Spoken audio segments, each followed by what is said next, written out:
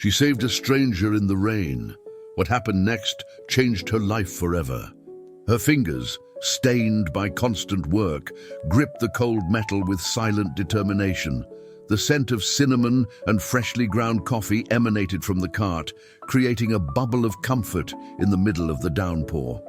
It was the same aroma that attracted hurried executives and sleepy students every morning, a small ritual that Teresa had established 3 years ago since she lost her job at the textile mill and needed to reinvent her life.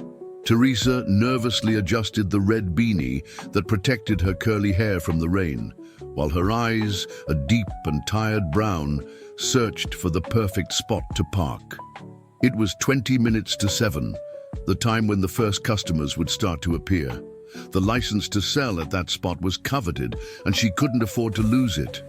"Mom's gonna make it today, Abby," she whispered to herself, as if her 8-year-old daughter could hear her from there. She had left the girl sleeping in their small rented apartment in the suburbs, under the care of the neighbor who always helped her out during the hours when school hadn't started yet.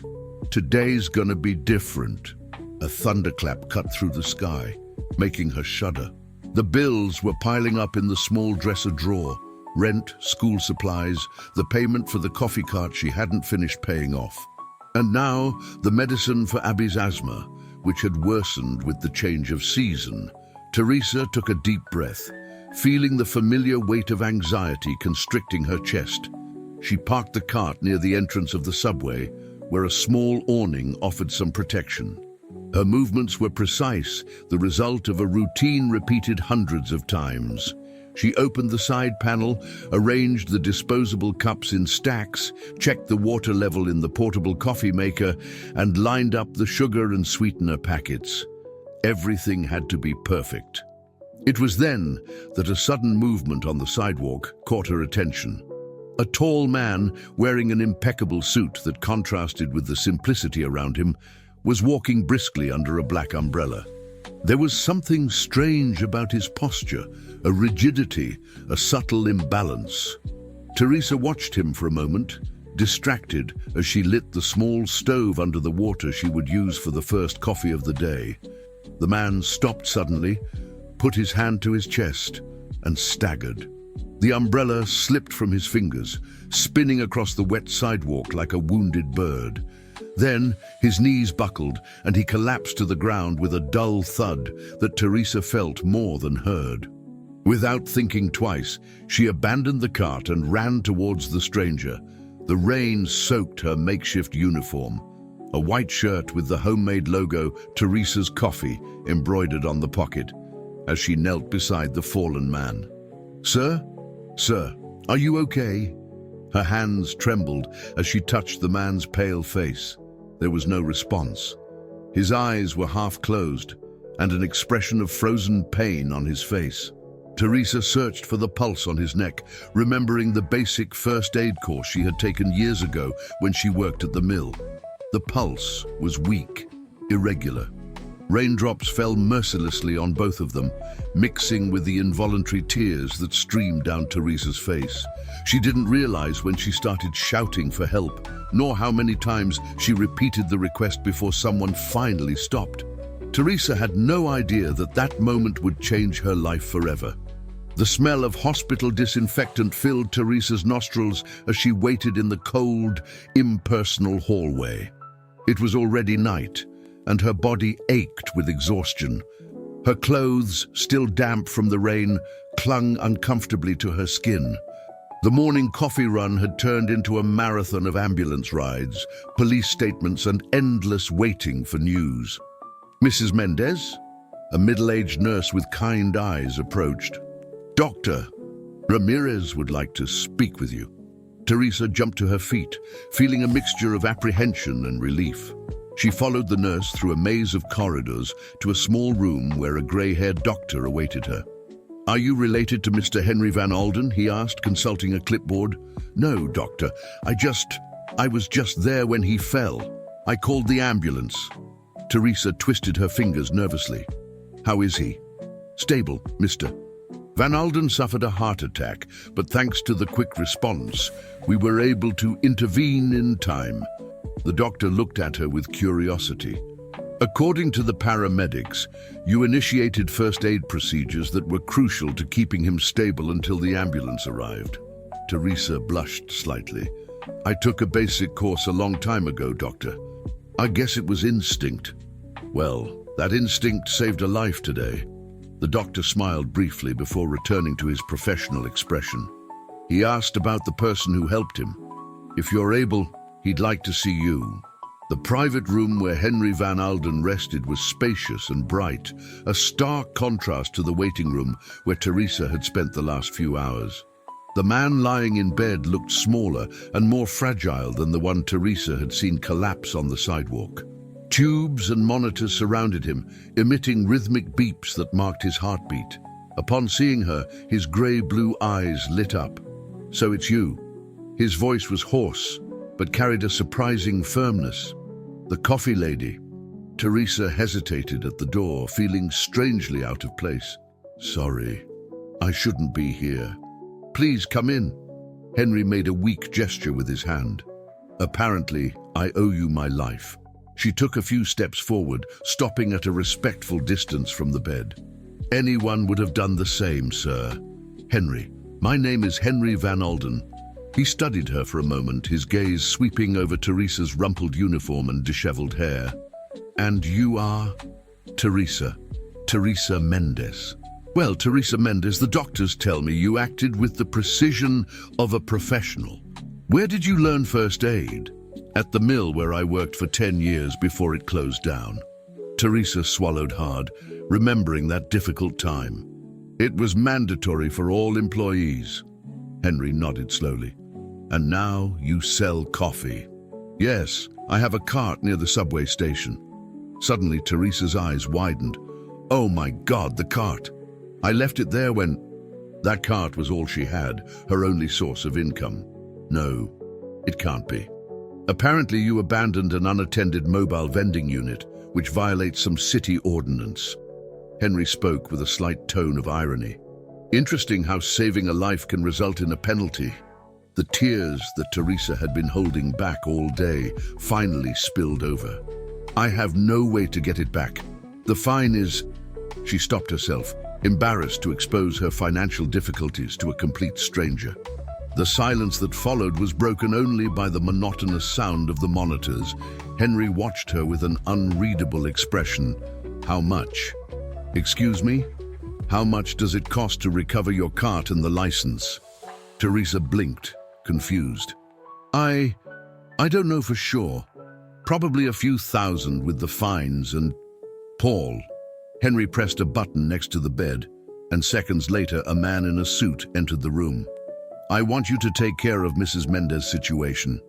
Coffee cart impounded this morning near downtown station. Pay whatever is necessary."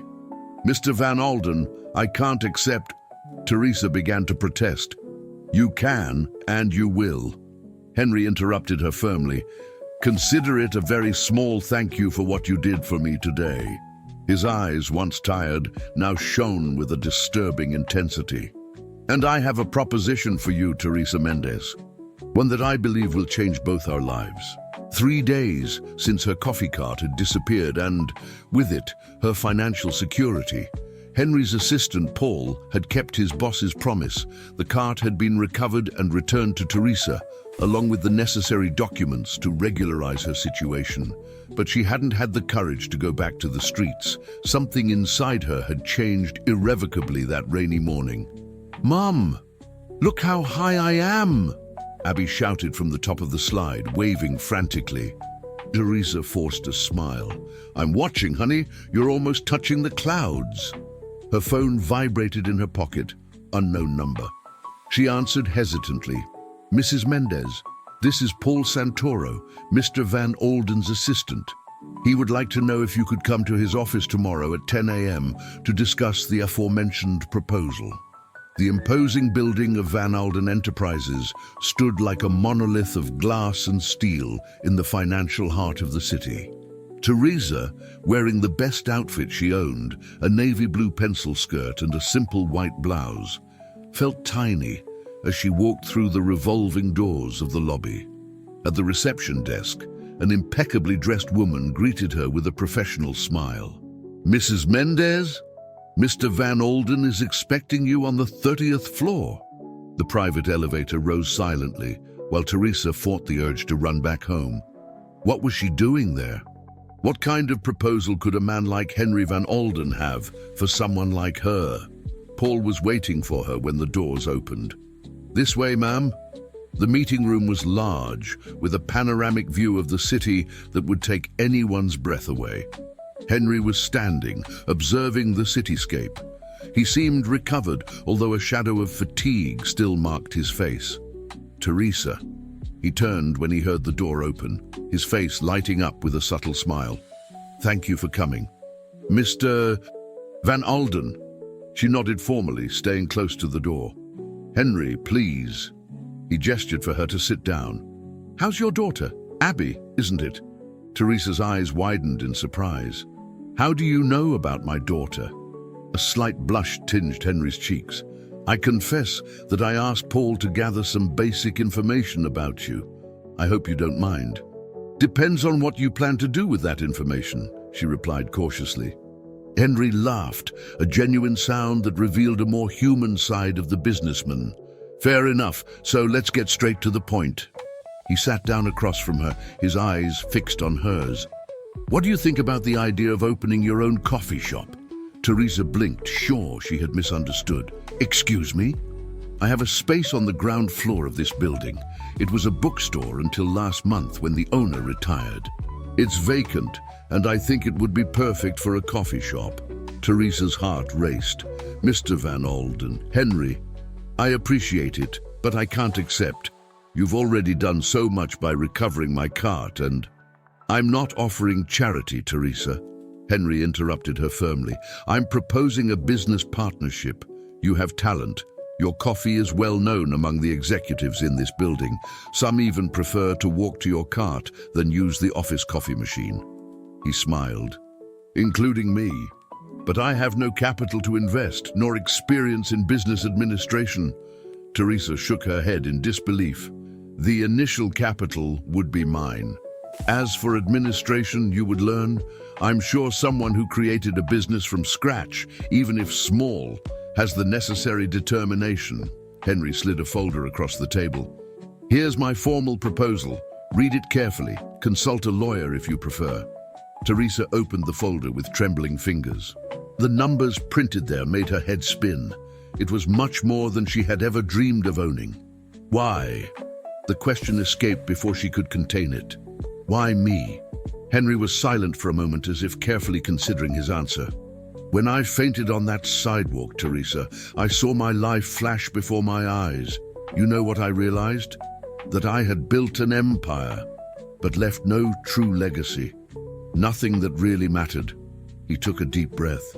"You gave me a second chance. I want to use it to do something meaningful." Teresa closed the folder slowly, her mind swirling with possibilities and fears. "I need to think, and I have conditions." Henry raised an eyebrow, clearly intrigued. "I'm listening." "That means hours that respect her time." A slow smile formed on Henry's lips. "Anything else?" "Yes." Teresa held his gaze. "I don't want your pity. If at any point I realize you're treating me like a charity case, we'll end the agreement." Henry extended his hand. "We have a deal, partner." When Teresa shook that hand, she felt like she was crossing a bridge with no return. Part of her feared what she would find on the other side. Another part, more courageous, could hardly wait to find out. The space was larger than Teresa had imagined. Large glass windows allowed natural light to flood the room, creating golden patterns on the hardwood floor. The walls, still stripped of the adornments of the old bookstore, awaited a new purpose. The silence that filled the place had something sacred about it, as if the space itself was holding its breath, anticipating what was to come. "What do you think?" Henry asked, watching Teresa's reactions closely. She turned slowly, absorbing every detail. The marble counter that could be adapted to serve coffee, the cozy corners where shelves once displayed books, the small mezzanine that offered a panoramic view of the main hall. "It's perfect." The words came out in a reverent whisper, but it's also intimidating. Henry smiled understandingly. All new beginnings are, but you're not alone in this. Abby, who had been curiously exploring the space, ran towards them, her eyes shining with the excitement of children. "Mom, can I have a little corner just for me here, to draw and read after school?" The girl was jumping with excitement, her dark curls swinging with the movement. Teresa exchanged a quick glance with Henry, who nodded discreetly. "Of course, honey. We're going to create a special space for you." She stroked her daughter's hair, feeling a wave of gratitude for being able to provide this new reality to the child. The following weeks were a whirlwind. The space began to come to life under Teresa's vision. She opted for a design that combined elegance and warmth. Walls in earthy tones, dark wood furniture, comfortable armchairs strategically placed to create small oases of privacy. On each table, a small vase with a fresh flower, a personal touch she insisted on keeping, even when the decorator hired by Henry suggested more sophisticated arrangements. "They're just common daisies," the man pointed out with slight disdain. "Exactly," Teresa replied firmly. "Because beauty doesn't have to be complicated or expensive. I want people to feel like they can belong here, regardless of who they are." The decorator didn't insist. Something in Teresa's quiet determination had that effect on people. In a special corner next to one of the windows, Abby's space emerged, a small colored table with drawing materials always available and a low bookcase filled with children's books. It was a constant reminder of why Teresa had accepted that radical change in her life. The most surprising transformation, however, was not of the physical space, but of Teresa herself. The woman who once cowered with insecurity now commanded meetings with suppliers, discussed marketing strategies with the team hired by Henry, and imposed her ideas with growing confidence. "I want beans from local producers," she stated during a meeting with potential suppliers. "And I want to visit the farms personally." "This will raise costs," warned Paul, who was actively involved in the implementation of the project. "It will also raise the quality and establish our commitment to the community," Teresa countered. "People will feel the difference in the flavor and in the conscience." Henry, who watched the scene in silence, just smiled. The woman in front of him bore little resemblance to the timid vendor on the sidewalk. There was fire in her eyes now, a flame fueled by the opportunity to build something of her own. On a particularly exhausting afternoon, when the painters finally finished their work and the electricians installed the hand-picked light fixtures, Teresa found Henry thoughtfully observing the main counter. "A coffee for your thoughts," she offered, holding out a steaming cup of the blend she was testing for the menu. He accepted with a grateful smile. "I was just imagining what this place will look like when it's full of life, of people." Teresa nodded, understanding exactly what he meant. It will be a haven, a place where people can pause, breathe, reconnect. "That's why I decided to call the coffee shop Second Chance," Teresa continued, watching Henry's reaction. "Because that's what you gave me, and that's what I want to offer to others." Something in his expression changed, a vulnerability too quick to name, but real enough to be noticed. "Second chance," he repeated, savoring the word as if tasting a new drink. "It's perfect." Night had already fallen when they finished reviewing the last details for the opening, scheduled for the following week. Abby had fallen asleep in her special corner, surrounded by colorful drawings of how she imagined the coffee shop would look. "She has talent," commented Henry, observing the childish illustrations. "The details she notices are impressive." "She's always been observant," Teresa smiled, covering her daughter with her coat. "Sometimes I think she sees things that even I don't notice." A comfortable silence settled between them. It was strange, Teresa thought, how in such a short time that man had gone from a complete stranger to someone she trusted, someone who, against all odds, believed in her. "I'm scared," she admitted suddenly. "What if I fail? What if I'm not able to turn this into something successful? Henry didn't respond immediately. Instead, he walked to the entrance of the coffee shop, where Teresa's old cart had been placed as a decorative piece, an idea of hers to never forget where she came from. "See this?" He pointed to the cart. "It's proof that you're already successful. You built a business from nothing, facing conditions that most people couldn't even imagine." His eyes met hers. "I'm not betting on a coffee shop, Teresa. I'm betting on you." That night, as she carried a sleeping Abby home, Teresa felt a mixture of gratitude and determination that seemed to fill every cell of her body. Tomorrow would be another day of preparation, the day after too. And finally, the big moment would come. Second Chance would open its doors. And with it, a new phase of her life would officially begin. The morning of the grand opening dawned with a clear sky, as if even the weather was conspiring in favor of the big day. Teresa arrived 2 hours before the official opening, her stomach a knot of anxiety and expectation. Every detail had been carefully planned, every cup positioned, every bean selected. Now, all that remained was to wait. The aroma of fresh bread coming out of the oven filled the air. Teresa had insisted on having a small bakery inside the coffee shop, something that would bring back memories of her childhood when her grandmother baked homemade bread on Sundays.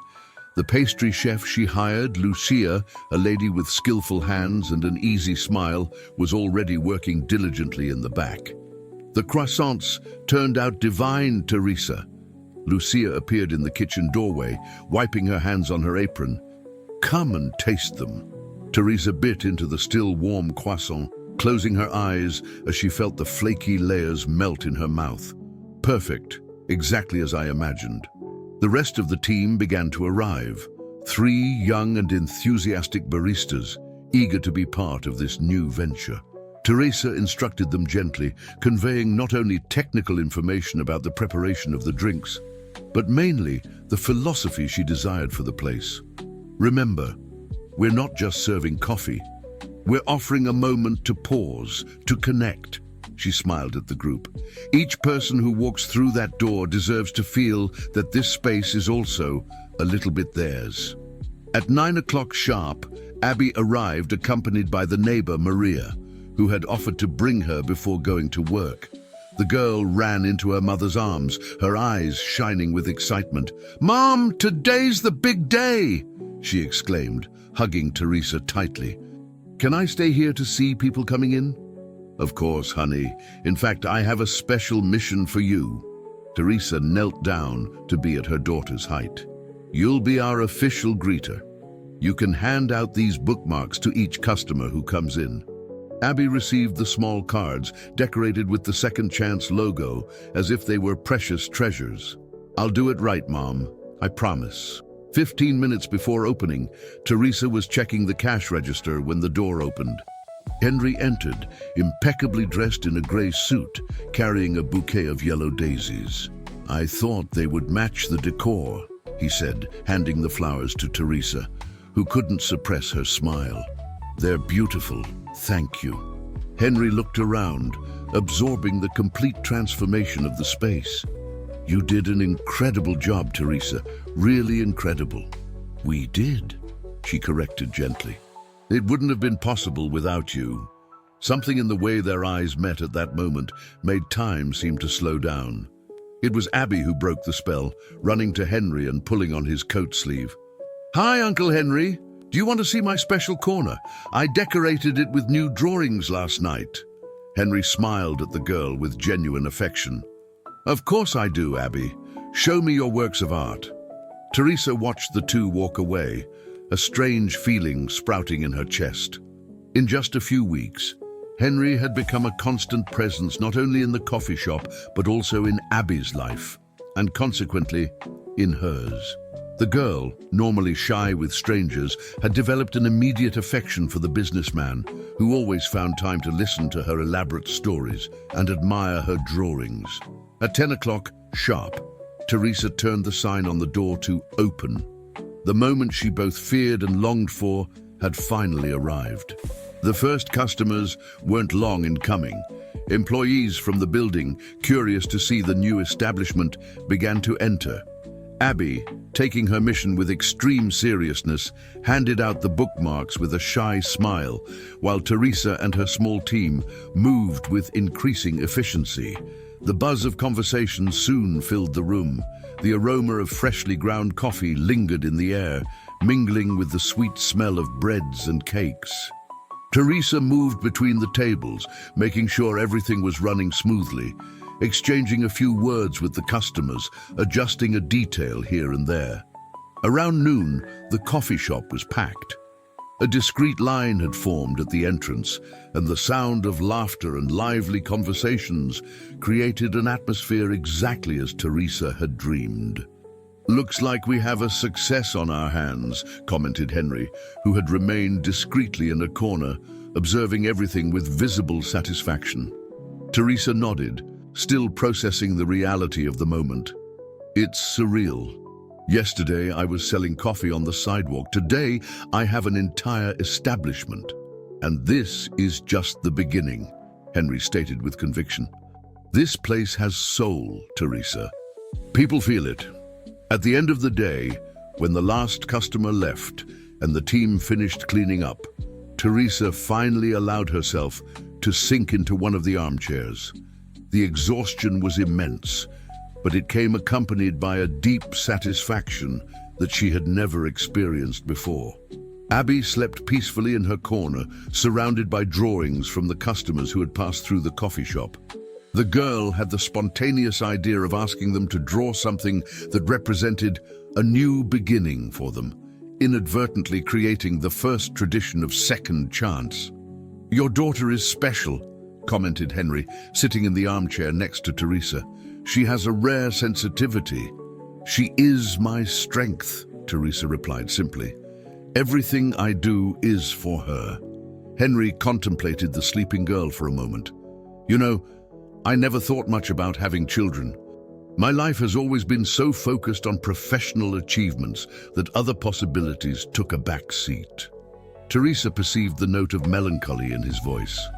"It's never too late for a second chance," she said softly, repeating the motto that now decorated one of the coffee shop walls. For the first time since she had met him, Teresa saw Henry truly vulnerable, as if a mask had slipped momentarily. "Thank you for that," he said finally, his voice almost a whisper, "for reminding me of what really matters." When they said goodbye that night, something had changed between them. A silent understanding, a connection that went beyond the professional partnership. Teresa didn't have a name for it yet, nor did she dare to examine too closely the warmth she felt whenever Henry was around. For now, it was enough to know that Second Chance was alive, and that in some mysterious way it was transforming not only her life, but also his. 3 months had passed since Second Chance opened. The coffee shop had established itself as a meeting point not only for the executives in the building, but also for students, artists, and freelancers who discovered the space through word of mouth. Its reputation grew organically, without major advertising campaigns, exactly as Teresa had preferred. That Friday morning, while organizing a small exhibition of local artists in the mezzanine, Teresa received the message that would change the course of her evening. "I would like you to accompany me to an event tonight, a benefit gala for the city's Arts Foundation. I know it's a last-minute invitation, but your presence would mean a lot to me. Henry." Teresa reread the message several times, a knot forming in her stomach. A benefit gala. With high society people, politicians, celebrities, what role would she have in such an environment? "Something wrong?" Lucia asked, noticing her worried expression. "Henry invited me to a benefit gala tonight. And that's bad because..." Teresa sighed. "Because I don't belong in that world, Lucia. I wouldn't know how to behave, what to wear, what to say." The chef smiled understandingly. "Sounds like someone's afraid to step outside her comfort zone." "It's not fear, it's realism. We're from different worlds." Worlds that you've connected pretty well in this coffee shop. Lucia pointed to the hall, where suited executives harmoniously shared space with students with worn backpacks. Besides, don't you think Henry knows exactly who he's inviting? Teresa pondered her friend's words as she finished organizing the exhibition. In a few months, her relationship with Henry had evolved into something she couldn't clearly define. He visited the coffee shop almost daily, always finding time to talk to her and play with Abby. Sometimes he brought books for the girl or suggested ideas for the menu. Other times, he simply sat in silence at his favorite table, working on his laptop like any other customer. There was an ease in their coexistence that surprised Teresa, as if, despite the glaring differences in their backgrounds and circumstances, something fundamental connected them. "Go to the gala," insisted Lucia. "What do you have to lose?" What did she have to lose? Teresa repeated the question to herself as she looked in the mirror that night. She had chosen the only formal dress she owned, a simple black dress she had bought years ago for her mother's funeral and never worn again. Her hair, normally tied in a practical bun, was loose, forming curls that framed her face. Abby, who watched her mother's transformation with wide eyes, applauded enthusiastically. "You look as beautiful as a princess, Mom." Teresa smiled nervously. "Thank you, honey. I'm not sure if it's appropriate for a gala, but Uncle Henry will think you're the most beautiful woman at the party," Abby declared, with the absolute certainty of children. The innocent remark made Teresa blush. "Abby, Uncle Henry and I are just friends. Business partners?" The girl shrugged, turning her attention back to the drawing she was doing. "If you say so." The driver Henry sent arrived punctually. Teresa gave the last instructions to Maria, who would stay with Abby, and left with a racing heart. The Grand Hotel's ballroom sparkled with golden lights, lush flowers, and shimmering crystals. Elegantly dressed people circulated with glasses of champagne, engaged in conversations that seemed as sophisticated as their clothes. Teresa immediately felt out of place, as if she had stepped into a movie to which she didn't belong. It was then that she spotted Henry walking towards her. He wore a perfectly tailored tuxedo that enhanced his imposing figure. His eyes, however, reflected the same kindness that Teresa knew from everyday life. "You came," he said simply, but his tone carried genuine satisfaction. "I promised to try new experiences, didn't I?" Teresa replied, trying to hide her nervousness. Henry offered her his arm. "You look absolutely stunning, Teresa." The words, spoken with evident sincerity, calmed her insecurities a little. She accepted the offered arm, and together they entered the heart of the event. The night progressed in a succession of introductions to people whose names Teresa knew she would forget immediately. Businessmen, politicians, famous artists all seemed to know and respect Henry. Most greeted her with polite education, some with genuine curiosity, others with poorly disguised disdain. "So you're Henry's new protégé," commented a middle-aged woman, looking her up and down from behind her gold-rimmed glasses. "We're partners," Teresa corrected gently, "at second chance." "Ah, yes, the coffee shop. How charming." The condescending tone was unmistakable. "I've always admired Henry's charity work." Teresa felt a blush rise up her neck. Before she could answer, a voice came from behind her. "Regina, I see you've met Teresa." Henry approached, gently placing his hand on Teresa's back. "She completely transformed the ground floor of the company building. You should visit. Your refined palate would certainly appreciate what she's created." The woman forced a smile. "Certainly." When they walked away, Teresa took a deep breath. "Thank you for intervening. Regina is a social viper, but unfortunately necessary for some important contacts." Henry sighed. "I'm so sorry you had to go through that." "It's okay. It's not like I didn't know it would be like this." Henry stopped, turning to face her. "Like what?" "Henry, let's be honest. I don't belong in this world." Teresa gestured around. "Everyone here is wondering what a former street vendor is doing next to Henry Van Alden. And frankly, I'm wondering too. Something darkened in his gaze. Do you really think I care what these people think? That I define myself by parties like this? No, but Teresa. He placed his hands on her shoulders, gently. I brought you here because I wanted your company. Because I feel more myself when I'm with you than with any of these people I've known for decades.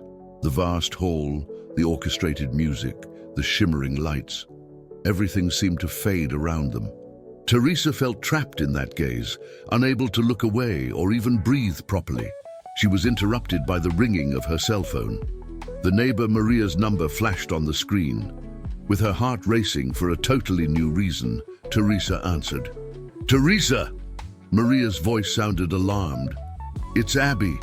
Her asthma suddenly got worse. We're going to the hospital. The crystal world around her shattered instantly. The hospital hallway was cold and impersonal, permeated with the characteristic smell of disinfectants. Teresa, still dressed in her gala attire, paced nervously back and forth, her heels echoing on the vinyl floor. Every few steps, she looked at the closed door behind which doctors were attending to her daughter. Henry remained seated in one of the plastic chairs, watching her in silence. He had insisted on accompanying her to the hospital, cancelling all his engagements for the night without hesitation. His driver had brought them at full speed, while Teresa fought against the growing panic. She's going to be all right, Henry said finally, his calm voice serving as an anchor to Teresa's anxiety. The doctors here are excellent. Teresa nodded mechanically, without stopping walking. She's had attacks before, but never so severe that she needed to be hospitalized. Her voice trembled. I should have been there, not at some stupid party. Teresa, don't do this to yourself. Henry stood up, gently blocking her path to force her to stop. You're an amazing mom. This could have happened at any time, even if you were at home. Before she could answer, the door opened and a doctor came out, his face tired, but with a reassuring smile. Mrs. Mendez, your daughter is responding well to the treatment. The attack is under control, but we'd like to keep her under observation tonight. The relief was so intense that Teresa's legs buckled. Henry supported her discreetly, a gesture that did not go unnoticed by the doctor. Can I see her? Teresa asked. Of course, she's asking for you, and also for Uncle Henry, added the doctor with a slight smile. Abby was lying in a hospital bed that seemed too big for her small body. A nebulizer was next to her, and monitors tracked her vital signs. Despite her paleness, her eyes lit up when she saw her mother and Henry enter. Mom! Uncle Henry!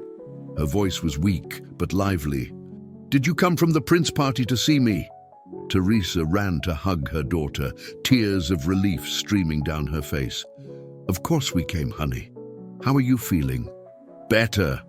The medicine the doctor gave me made the tightness in my chest go away. Abby looked at Henry, who remained a few steps behind. You came to save me too, like Mom saved you. Henry approached, a gentle smile on his face. Your mom is the real hero. I just drove the car. But you came, insisted the girl. You both look so pretty. You look like a king and queen. Teresa blushed, suddenly aware that she was still wearing her gala dress, now crumpled and disheveled after the rush. Henry, in turn, had removed his tie and jacket, but still maintained a natural elegance that would make him stand out in any environment. The doctor said you need to rest tonight, Abby. Teresa changed the subject, adjusting her daughter's hair. I'll come pick you up early tomorrow and we can spend the whole weekend together, okay? Are you going to stay with me today? The girl grabbed her mother's hand. Teresa hesitated. Of course, honey. I'm not going anywhere. Can I stay too? The question came from Henry, surprising both Teresa and the girl. I promise to be quiet. You don't have to. Teresa began to protest, but Abby was already clapping enthusiastically. Yes, we can have a pajama party at the hospital. Henry's smile was warm. I think that depends on your mom. Teresa found herself torn between gratitude for Henry's comforting presence and the feeling that she was crossing some invisible line. He had already done so much, cancelled his engagements, brought her to the hospital, stayed by her side during the agonizing wait. Asking him to spend the night uncomfortably in a hospital chair would be too much. "Henry, you've already done more than enough," she said quietly. "You don't have to sacrifice your night for us." Something in his expression changed, a vulnerability that he rarely let show. "It's not a sacrifice, Teresa. It's a choice. Unless you really prefer that I go." The moment was interrupted by the nurse who came in to check Abby's vital signs. Taking advantage of the distraction, Teresa pulled Henry into the hallway. "Why are you doing all this?" she asked directly, emotional exhaustion tearing down her usual barriers. Henry seemed genuinely confused. "Doing what?" "This. All of this." Teresa gestured vaguely.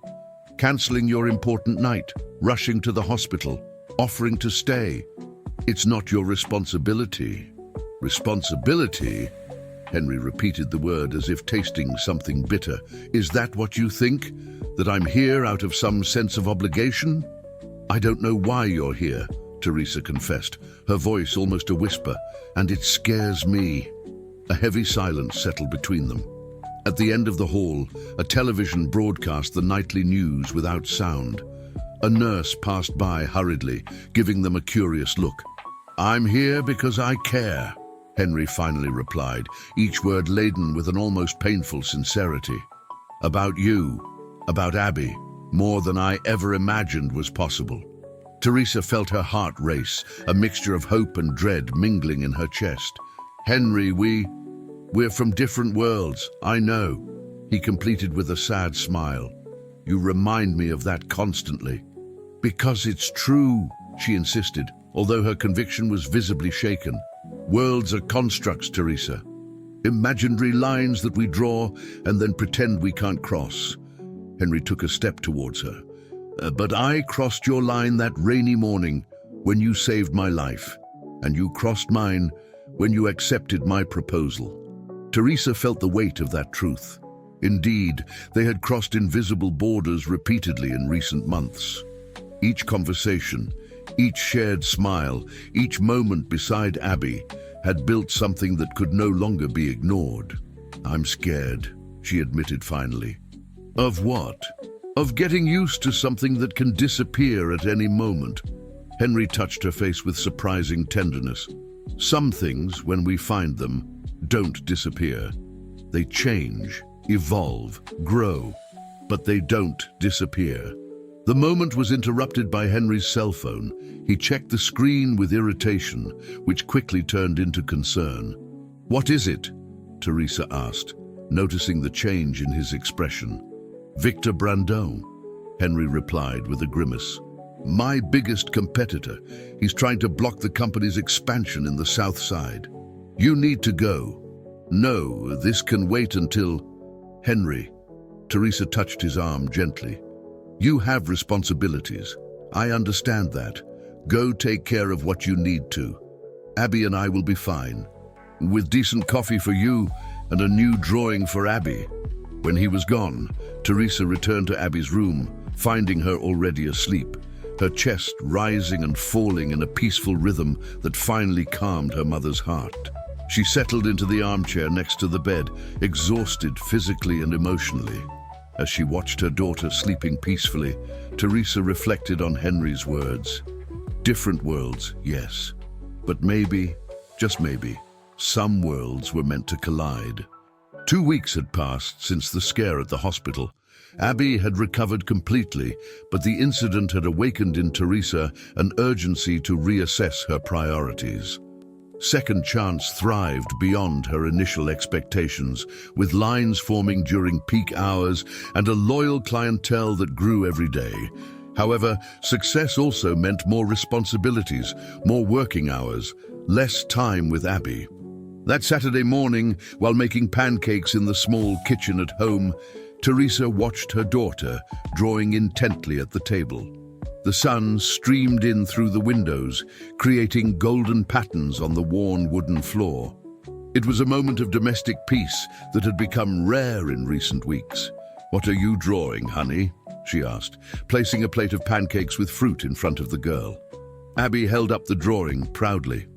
In it, 3 figures holding hands, a woman, a man, and a girl, stood in front of what appeared to be second chance. "It's us, me, you, and Uncle Henry." Teresa felt a lump in her throat. "It's beautiful, Abby. Can we give it to him today? He's picking us up for the picnic, isn't he?" "Yes, he is." Teresa sat down, trying to organize her thoughts. The picnic had been Henry's idea, a whole day at the botanical gardens, away from the coffee shop, the offices, all the daily pressures. Just the 3 of them, like a family. The word echoed in her mind, provoking a mixture of comfort and panic. Since the incident at the hospital, something had changed between her and Henry.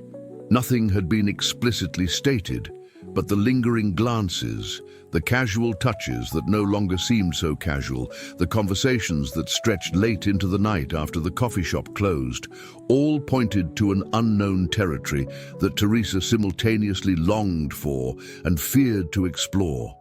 The doorbell rang punctually at 10 o'clock. Henry was there, dressed surprisingly casually, jeans, a light blue shirt, and sneakers. Teresa had never seen him so normal, and yet so magnetically attractive. "Uncle Henry!" Abby ran to hug him as soon as the door opened. "I made a drawing for you." He knelt down to be at the girl's height, receiving the paper with a reverence that made Teresa's heart clench. "It's the most beautiful drawing I've ever received, Abby." His eyes met Teresa's over the girl's head, and something silent was communicated in that look. A promise, a question. The botanical gardens were in full spring bloom. Winding paths cut through lush gardens, crystal greenhouses housed exotic species, and small lakes reflected the blue sky.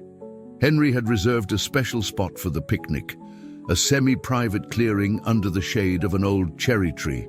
"How do you know this place?" Teresa asked as they spread the checkered blanket on the grass. A nostalgic smile appeared on Henry's face.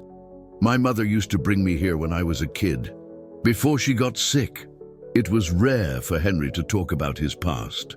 Teresa knew only fragments, that he had lost his parents at a young age, that he had built his empire practically alone, that he rarely took time off or allowed himself moments of leisure.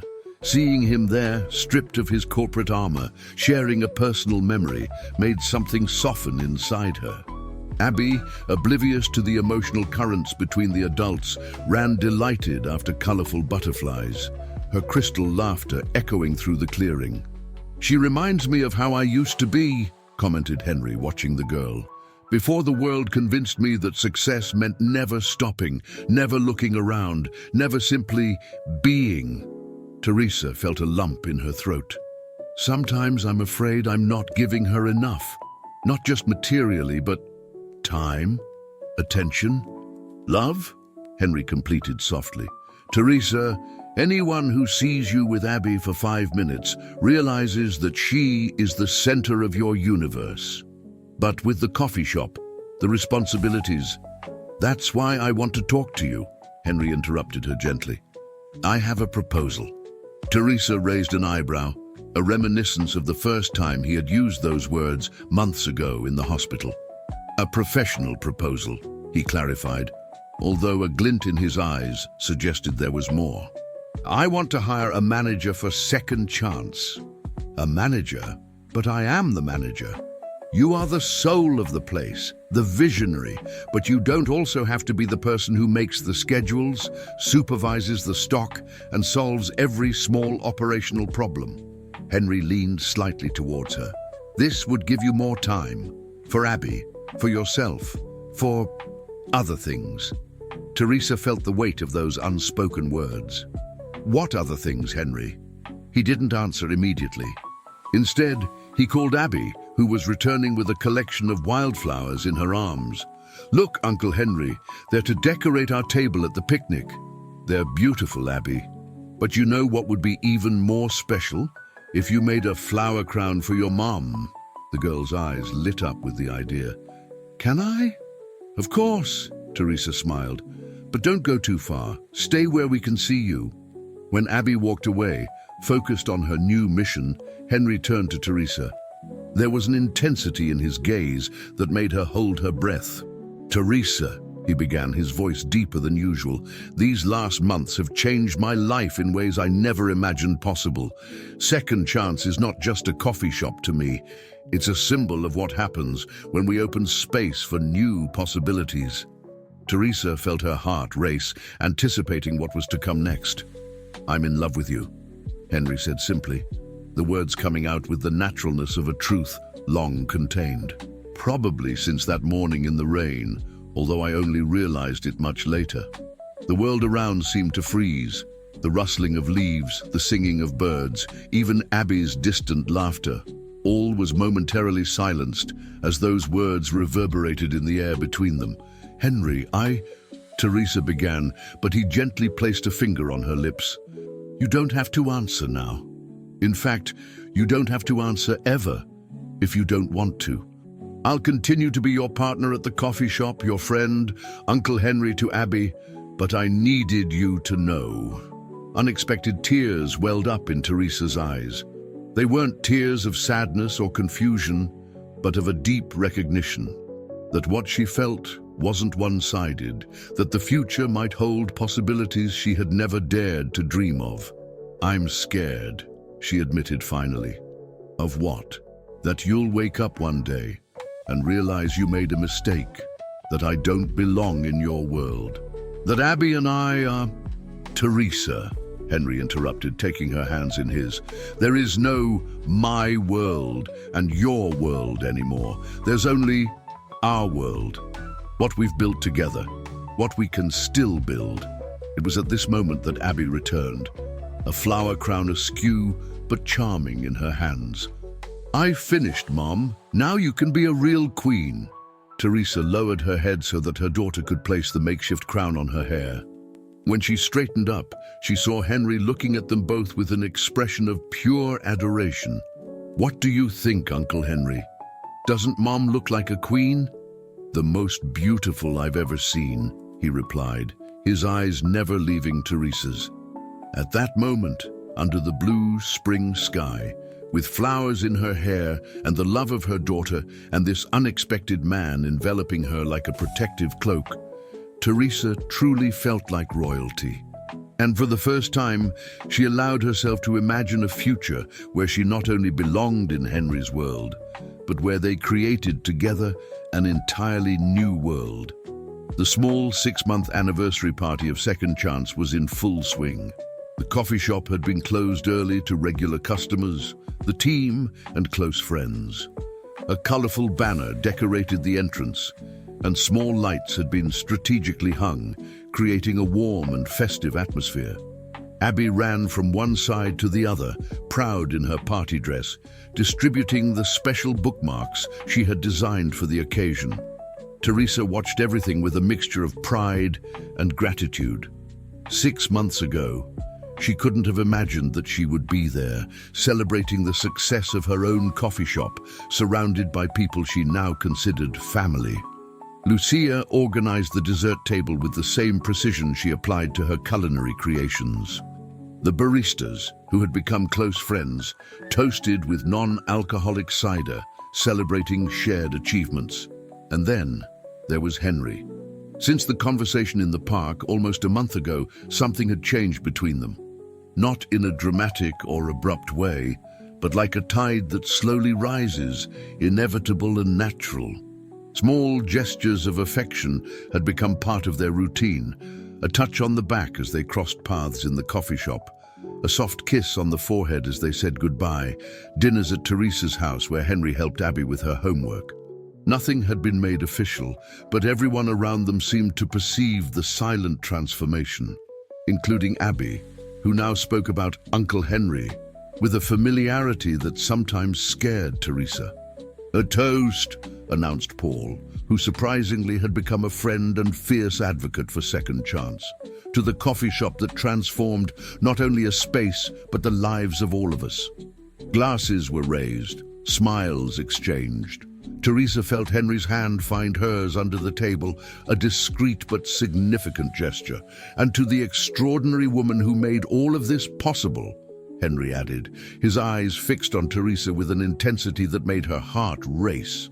It was in this moment of perfect harmony that the door opened. An elegant woman entered, her high heels echoing on the wooden floor. Tall, blonde, impeccably dressed in a cream suit that certainly cost more than all the furniture in the coffee shop combined. Her gaze swept across the room with a mixture of curiosity and disdain until it landed on Henry. "So this is where you've been spending your time, darling," she said, her melodious voice carrying a tone that Teresa couldn't decipher. "I must admit it's charming, in a rustic way."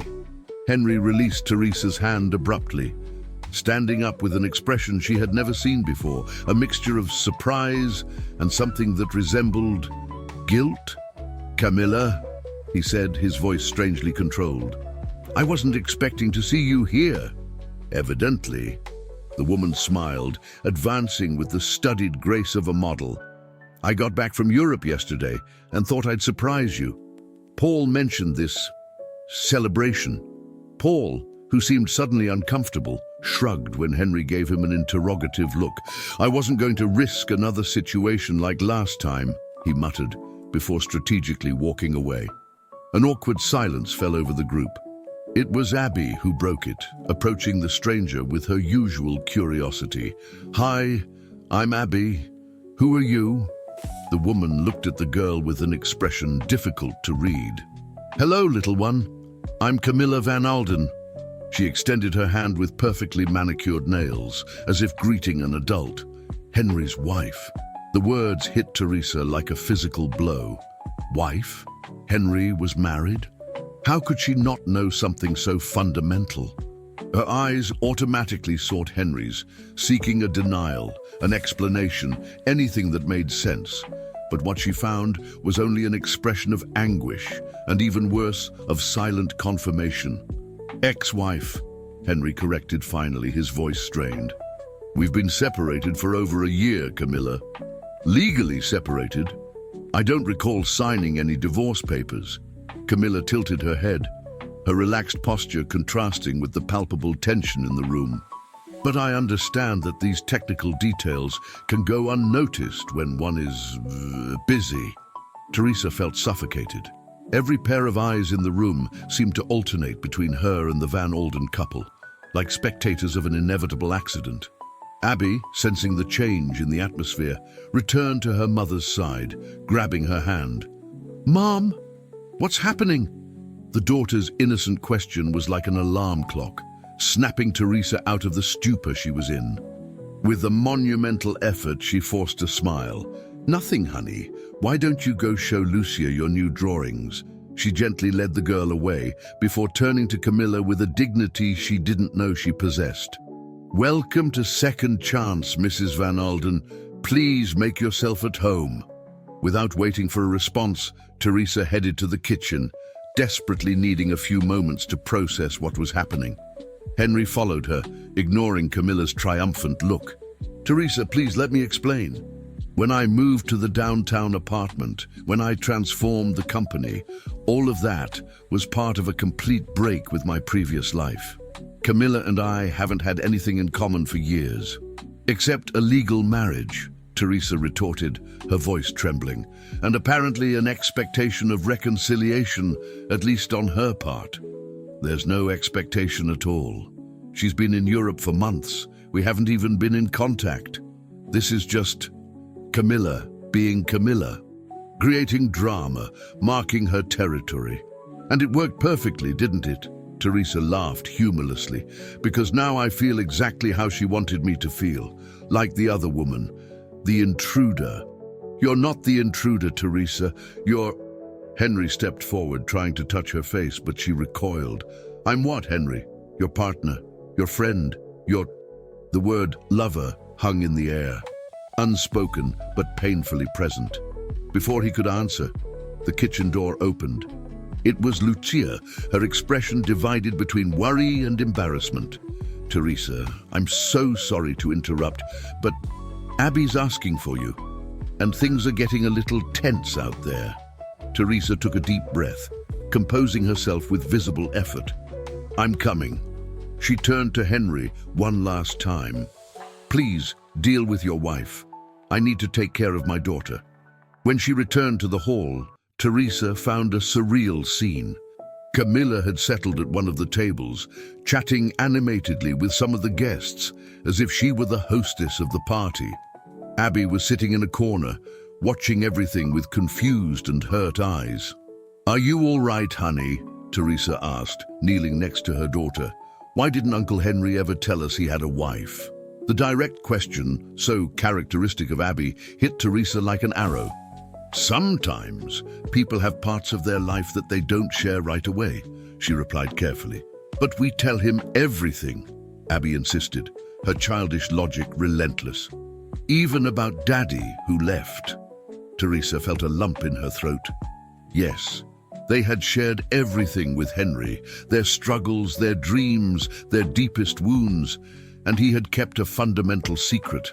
The party, which had started so promisingly, deteriorated quickly after Camilla's arrival. The guests began to say goodbye earlier than expected, sensing the tension in the air. Teresa maintained a polite smile, thanking each one for their presence, while inside she felt her newly built world crumbling. Henry and Camilla left together after a tense conversation in a corner. Before leaving, he tried to talk to Teresa, but she politely refused. "Not today, Henry, please." When she finally closed the doors of the coffee shop, only Teresa, Abby, and Lucia remained. The chef, realizing her friend's emotional state, offered to help clean up everything. "You don't have to," Teresa refused gently. "I need this time to think." While Abby fell asleep on the mezzanine couch, exhausted by the emotion of the day, Teresa began to collect glasses and plates, her mind a whirlwind of contradictory thoughts. Anger, hurt, confusion, and worst of all, a persistent sense of hope that refused to die completely. Outside, a fine rain had begun to fall, as if the sky responded to the turmoil in her heart. Teresa stopped in front of the window, watching the raindrops form winding paths on the glass. It was ironic, she thought, how everything had started on a rainy day, and how now, 6 months later, another storm threatened to take away everything she had built. Not just the coffee shop, which was now an undeniable success, but the new layers of herself that she had discovered. The confidence, the determination, the courage to dream bigger, and the vulnerability to allow herself to love again. The real test, she realized, wouldn't be surviving the storm. It would be deciding what to do when it finally passed. A week had passed since the fateful anniversary party of the coffee shop. A week in which Teresa had carefully avoided any contact with Henry beyond the strictly professional. He had respected her space, limiting himself to brief messages about business matters, although each ended with a variation of, "When you're ready to talk, I'll be here." The coffee shop continued to operate normally, but anyone attentive would notice the different atmosphere. Teresa's laughter, once so frequent as she circulated among the tables, had become rare. Her eyes, always alert and warm, now seemed distant, as if part of her was somewhere else. Abby, sensitive to the emotional changes around her, had become quieter. Her drawings, usually colorful and cheerful, now featured darker tones and solitary figures. In one of them, particularly revealing, 3 silhouettes, clearly representing her, Teresa, and Henry, were separated by a large crack in the ground. It was this drawing, found by Teresa on a rainy afternoon while tidying up her daughter's room, that finally broke the emotional barrier she had built. The tears, held back for days, finally came, abundant and liberating. "Mom, why are you crying?" Abby appeared in the doorway, her big eyes widened with concern. Teresa quickly wiped away the tears, but it was too late to hide. "It's nothing, honey. I was just thinking." The girl approached, taking the drawing from her mother's hands. "It's because of Uncle Henry, isn't it? Because he doesn't come to dinner with us anymore or tell bedtime stories." Teresa felt her heart clench. "Yes, in part. Sometimes adults have complications, things that are difficult to explain." Are you mad because he has a wife? The direct question, so characteristic of Abby, caught Teresa by surprise. It's not that simple, Abby. But he said he doesn't live with her anymore, like Daddy who left and then made another family. Abby spoke with the relentless logic of children. And Uncle Henry looks at you the way princes look at princesses in the movies. Teresa couldn't help but give a small smile. You think so? I'm sure. And you look at him that way too. Abby pointed to the drawing. I don't want us to be separated forever. We three are a family now. It was true. Over the past few months, they had functioned as a unit, filling empty spaces in each other's lives, creating something new and precious from broken stories. That night, after tucking Lily into bed, Teresa grabbed her cell phone. There were 15 missed calls from Henry over the week, along with unanswered texts. Taking a deep breath, she typed, "Can we talk? Tomorrow after the coffee shop closes." The reply was almost immediate. "I'll be there." When the last customer left and the staff finished cleaning, Teresa found herself alone in the coffee shop for the first time in days. Normally, Lily would be in her usual corner, but today, Teresa had asked Maria to take her straight home after school. This conversation needed to happen without the little girl's watchful presence. Henry arrived promptly at 9. He looked tired, with dark circles under his eyes, suggesting sleepless nights and a visible tension in his shoulders. Still, there was a determination in his gaze that Teresa recognized immediately, the same she had seen that first day when he proposed the coffee shop partnership. "Thanks for seeing me," he began, remaining near the door as if unsure of his welcome. Teresa gestured for him to sit. "I think we need to clear a few things up."